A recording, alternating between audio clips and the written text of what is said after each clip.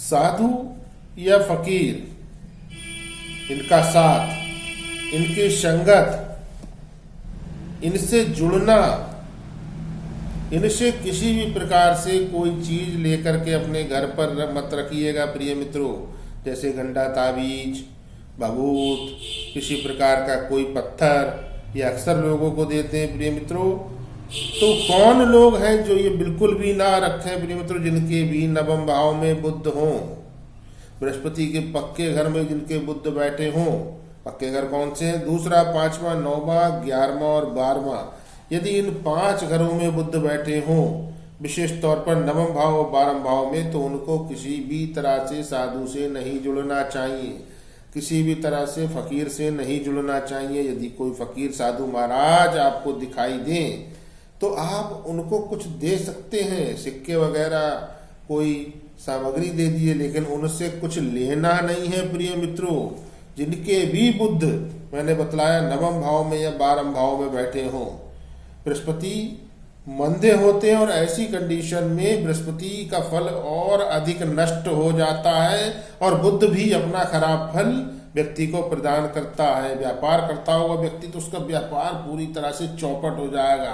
कुछ ऐसी ही क्रियाएं करके पहले सोचता होगा कैसे बहुत अच्छा करें, फिर मान लीजिए कोई ऐसा टकराया दिमागी रूप से, बहुत परेशान है और उसने कोई चीज लेकर के अपने पास रख ली। लोग अक्सर ऐसा करते हैं, अपने गले में, बॉक्स में, इस तरह से लोगों से लेकर के चीजें रख लेते हैं जिसका कोई तर्क नहीं होता, आशीर्वाद समझकर रखते हैं, लेकिन वो अंदर ही अंदर खुफिया तबाही का कारण बनते हैं और बहुत सारी चीजें उनके घर पर इस तरह की इकट्ठी हो जाती हैं प्रिय मित्रों।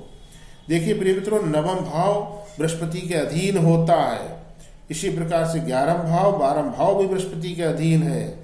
जन्म पत्रिका का दूसरा और 5वां घर भी गुरु ग्रह के अधीन आता है और इसमें बुध यदि बैठे हों तो बृहस्पति का फल बहुत मंदा पहले ही से हो जाता है। बुध तो खराब फल करते ही हैं और इस सूरत में यदि वो उल्टा काम आप कर लोगे तो आपको उल्टा लटका देगा ये बुध प्रिय मित्रों। देखिए, नवम भाव के बुध का और बृहस्पति को भी अच्छा करने का उपाय आपको बतलाएंगे प्रिय मित्रों। उससे पहले आपसे गुजारिश है, चैनल पर नए हो तो सब्सक्राइब कर लीजिए और एक लाइव वीडियो पर अवश्य कर दिए दोस्तों। जय सिया राम। प्रिय मित्रों, नवम भाव में बुध हो, 11वां भाव में चंद्र, केतु या सूर्य में से कोई भी हो तो इन तीनों का फल मंदा हो जाएगा। चंद्रमा के फल को भी नष्ट करेगा बुध, केतु के फल को भी नष्ट करेगा और सूर्य के फल को नष्ट करके व्यक्ति के पिता के लिए बड़ी तबाही का कारण होगा। बहुत सारे लोगों के यहाँ इस तरह की चीजें होती हैं, तो आपसे गुजारिश है जिनके भी बुध खराब हो, इन तरह की चीजों को उनका पालन कर दीजिए प्रिय मित्रों। जो चीज लाके इस तरह की किसी साधु फकीर से रखी हुई है, जल में उनको सिला दीजिए, सबसे अच्छा यही उपाय होता है। किस दिन सिलाना ये भी बतलाते हैं प्रिय मित्रों। गुरुवार के दिन आप सिलाइए, रात में नहीं दिन में सिलाइए और जल प्रवाह करने के उपरांत उस जल में 5 रुपए का एक सिक्का अवश्य डाल दीजिए, हाथ जोड़ लीजिए भगवान भोलेनाथ के और उसके उपरांत महादेव को 1 लोटा जल अर्पित कर दीजिए। प्रिय मित्रों, मैं आपको वो उपाय बतलाता हूँ। नवम भाव के बुध को, गुरु को और चंद्र मंगल को भी आपके उत्तम कर देगा।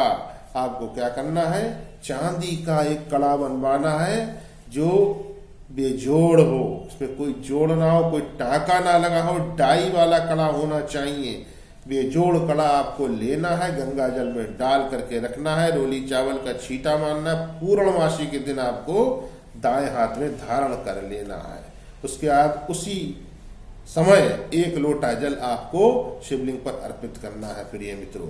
दिन में ही ये क्रिया करनी, रात में नहीं करनी है। कड़ा पहले से बनवा कर रख लीजिए और पूर्णमासी के दिन इसको आप धारण कर लीजिए। बुध का दोष आपका समाप्त होगा, बृहस्पति आपके उज्जवल होंगे, चंद्र और मंगल का फल भी उत्तम हो जाएगा। बहुत अच्छा पाया दोस्तों, इसको अवश्य कीजिए। मैं आचार्य आशीष शास्त्री आपकी सेवा में अनवरत तत्पर। वीडियो को एक लाइक अवश्य कर दीजिए दोस्तों। चैनल पर पहली बार हो तो सब्सक्राइब करना ना भूलें। कुछ पूछना हो तो कमेंट बॉक्स में आकर के आप निसंकोच पूछ सकते हैं। जय सिया राम।